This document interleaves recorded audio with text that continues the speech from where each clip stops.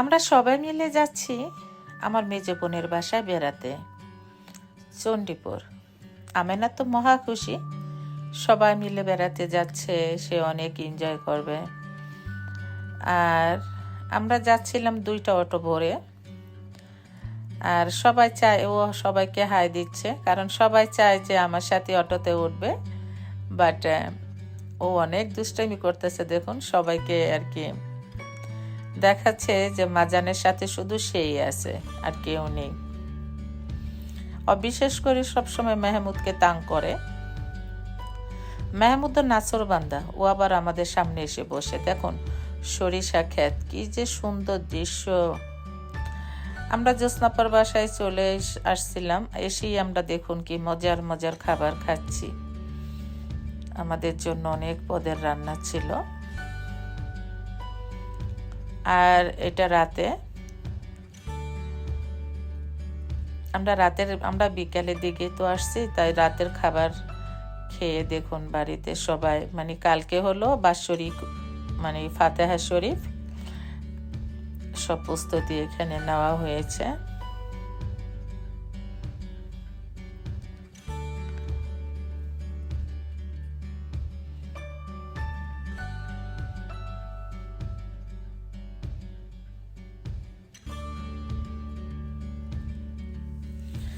আর সবচেয়ে মজার বিষয় হচ্ছে,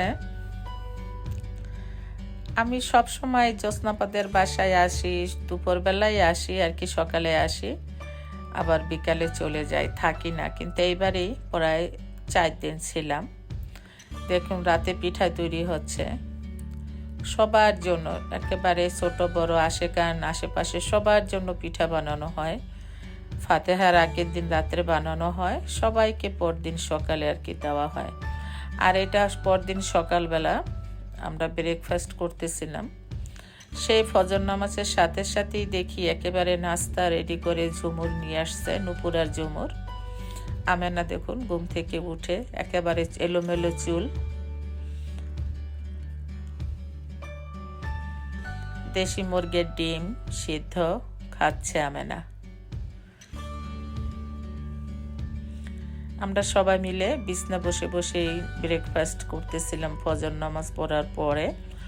এখানে যে কাঁচা গোল্লা ছিল, অনেক পদের মিষ্টি ছিল, তারপর সব পদের যে পিঠা, রাত্রে যেই ধরনের পিঠাগুলো তৈরি করা হয়েছে সব সকালবেলা সবাইকে ব্রেকফাস্টে দিয়েছে, আমাদেরও দিয়েছে। আর দেখুন পিঠাগুলো কত লোভনীয় ছিল। আর এবার আমি এই জন্যই থেকেছিলাম, জ্যোৎস্নাপা ব্ল্যাকমেল করে, বলে বড় বোন তো চলেই গেছে আমাদের ছেড়ে, আমরা কে বাঁচবো, কে কয়দিন থাকবো, এ কথা বললে বলুন কার মানে মনটা ভালো লাগে না। এই জন্য চলে আসলাম। এখানে মেহেদি বাটা হয়েছে আর কাচি হলো, রাত্রে সবাই হাতে মেহেদি পরবে। আমরা ফাতেহার রাত্রে এইভাবে করি, আমরা মেহেদি পরি সবাই মিলে। দেখুন আমেনা বুড়ি তো মেহেদি পরেছে আমাদের সাথে, আমরা ক্লাসিক ভাবে সবাই মেহেদি পরেছি। আমরা তো মানে ঘরে বসে বসে পড়তেছিলাম, আর বাহিরেও সমস্ত মহিলারা মেহেদি পরেছে।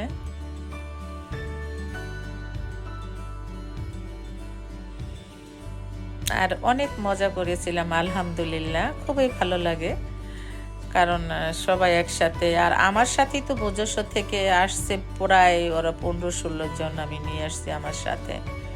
তারপরে সালমা, আমার বাবার বাড়ির সবাই, আমার ভাবিরা, আত্মীয় স্বজন সবাই ছিল আলহামদুলিল্লাহ।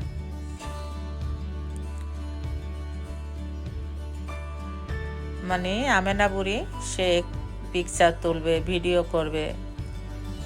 আর এটা ফাতেহা দিন দুপুরবেলা আর কি। আমি না করেছিলাম জ্যোৎস্নাপারে যে এবার মিলাদ পড়েন না, শুধু এভাবে মুনাজাত দিয়ে তারপরে তবরকটা দিয়ে দেন।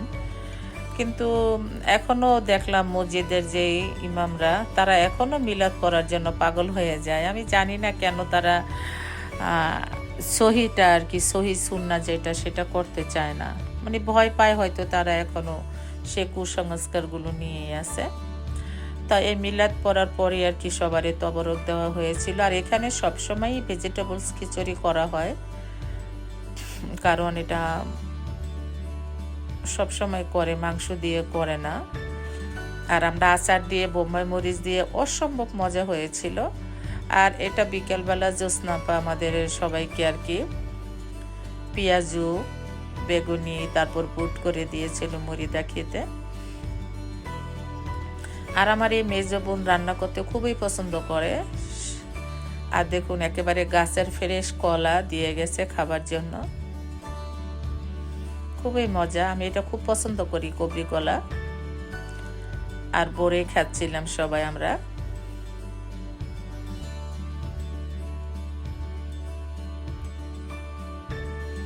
আর বড়েগুলো অনেক মিষ্টি ছিল, মজা লাগছে।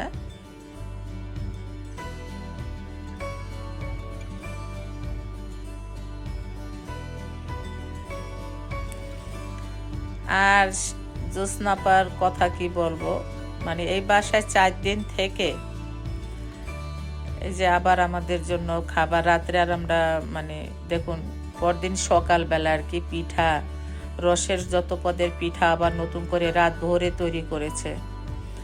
আবার নাস্তা মিষ্টি, মানে পাগল করে ফেলায় খাবার জন্য।